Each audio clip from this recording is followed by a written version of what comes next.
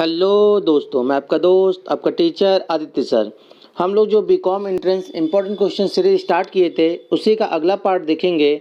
और इस क्लास में हम लोग देखेंगे बैंकिंग एंड इकोनॉमिक्स से इम्पोर्टेंट क्वेश्चन जो आपके प्रीवियस ईयर एग्जाम में कई बार पूछे गए हैं और इस बार के एग्जाम के लिए भी काफ़ी इम्पोर्टेंट है। तो आइए हम लोग देखते हैं बैंकिंग एंड इकोनॉमिक्स में क्या क्वेश्चन पूछे गए हैं।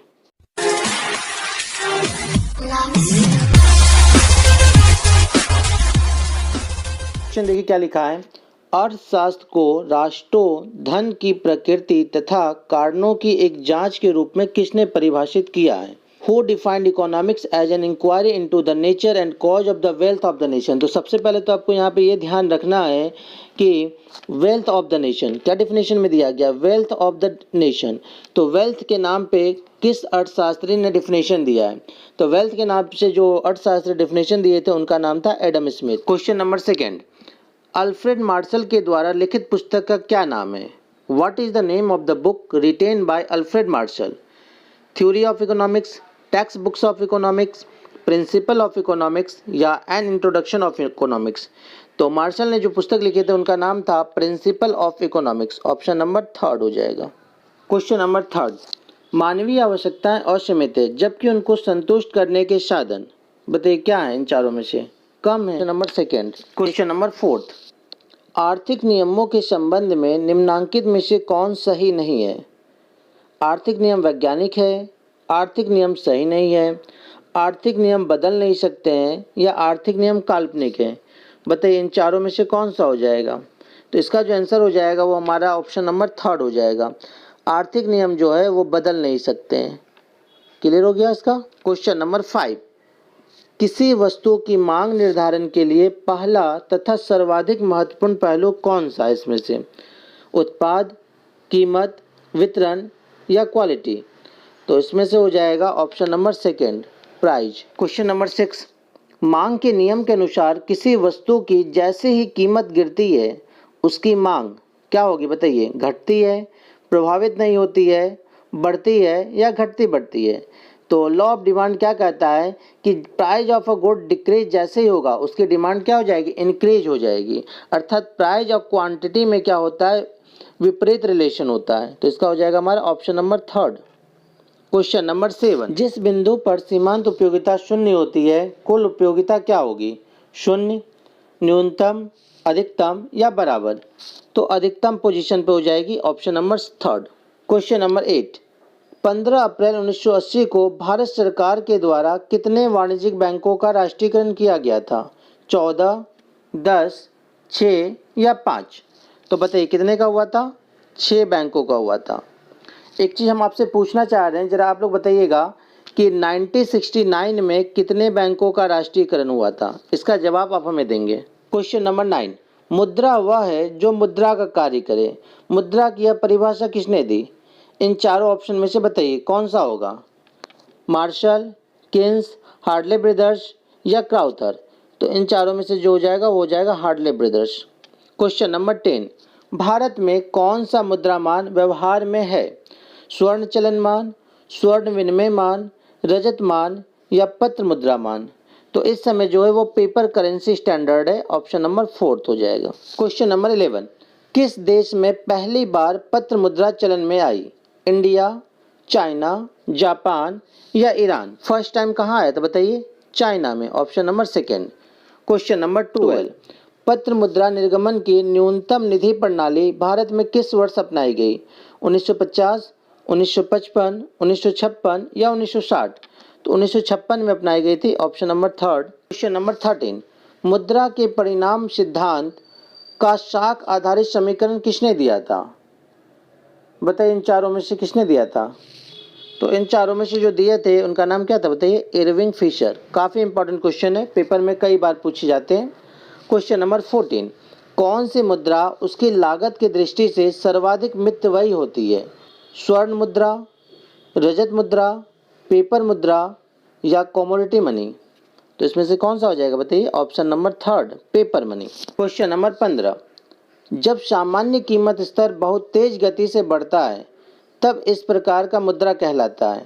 रेंगता हुआ प्रसार, चलता मुद्रा प्रसार, दौड़ता मुद्रा प्रसार या आयातित मुद्रा प्रसार? तो उसे क्या कहेंगे बताइए? Running inflation. Option number third हो जाएगा।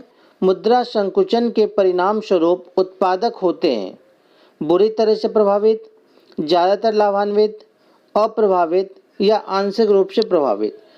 तो इसका हो जाएगा हमारा ऑप्शन नंबर फर्स्ट, बुरी तरह से प्रभावित। क्वेश्चन नंबर 17, भारत में पहली बार रुपया किस वर्ष अवमूल्यित हुआ?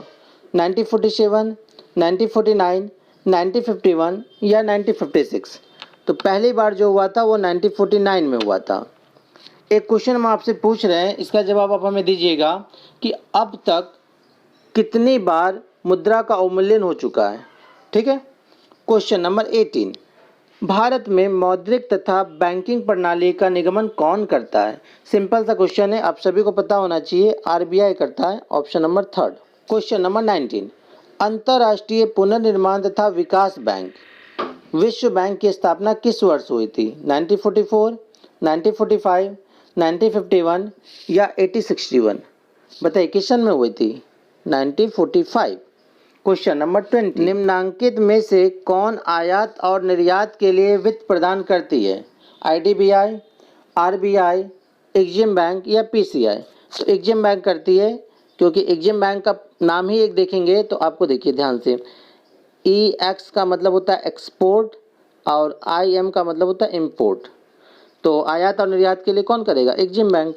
क्वेश्चन नंबर 21, नवीन बैंकिंग कंपनीज एक्ट के अनुसार राष्ट्रीयकृत बैंकों के द्वारा अंश पूंजी किस सीमा तक जनता को जारी की जा सकती है?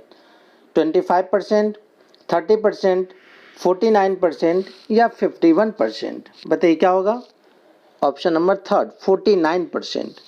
क्वेश्चन नंबर 22, भारत में अधिकांश वाणिज्यिक बैंकों की आधारभूत समस्या किससे संबंधित है? पूंजी की कमी, निम्न कुशलता, वृद्धिगत NPA या तीव्र प्रतियोगिता? तो सबसे बड़ा जो रीजन है वो इंक्रीजिंग NPA है। Option number third. Question number 23, Bharat में प्रथम क्षेत्रीय ग्रामीण बैंक की स्थापना किस तिथि को हुई? 1 जनवरी 1960, 2 अक्टूबर 1970, 2 अक्टूबर 1975 या 15 अगस्त 1980? तो 2 अक्टूबर 1975 को हुई थी। Option number third. Question number 24, Bharat में मर्चेंट बैंकिंग की सेवाएं प्रारंभ करने वाला प्रथम बैंक कौन सा था? चारों ऑप्शन रेड करिए, इन चारों में से बताइए कौन सा था? SBI था। Option number second. Question number 25, Bharat में म्यूचुअल फंड के व्यवसाय का नियमन कौन करता है? RBI, ministry of finance, SEBI या स्टॉक एक्सचेंज? तो सेबी करता है। Option number third. Question number 26, प्रतिज्ञा पत्र एक लिखित संलेख है जिसमें बिना शर्त एक निश्चित राशि भुगतान करने की प्रतिज्ञा होती है तथा जिस पर इनके हस्ताक्षर होते हैं। बताइए, पे, मेकर, बैंक या विटनेस? क्या होगा बताइए? क्या कहा? ऑप्शन नंबर सेकंड, सही कहा आपने। चेक के रेखांकन का उद्देश्य है कि चेक का भुगतान बैंक द्वारा किया जाएगा। किसी भी व्यक्ति को, संबंधित ग्राहक को, काउंटर से नगद या ग्राहक के प्रतिनिधि को? बताइए क्या होगा? संबंधित ग्राहक को। Option number second. Question number 28, निम्नांकित में से कौन निजी क्षेत्र का बैंक नहीं है? ICICI, IDBI, BOI, UTI? तो BOI जो है वो निजी क्षेत्र का बैंक नहीं है। Question number 29, reserve bank of India का प्रधान कार्यालय कहाँ है? नई दिल्ली, कोलकाता, मुंबई या नागपुर? सिंपल सा क्वेश्चन है, मुंबई में है।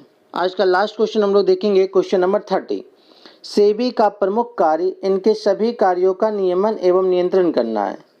वित्तीय समस्या, राष्ट्रीयकृत बैंक, स्कंद विपणियाँ या पूंजी बाजार? तो इसका हो जाएगा हमारा ऑप्शन नंबर थर्ड, स्कंद विपणियाँ।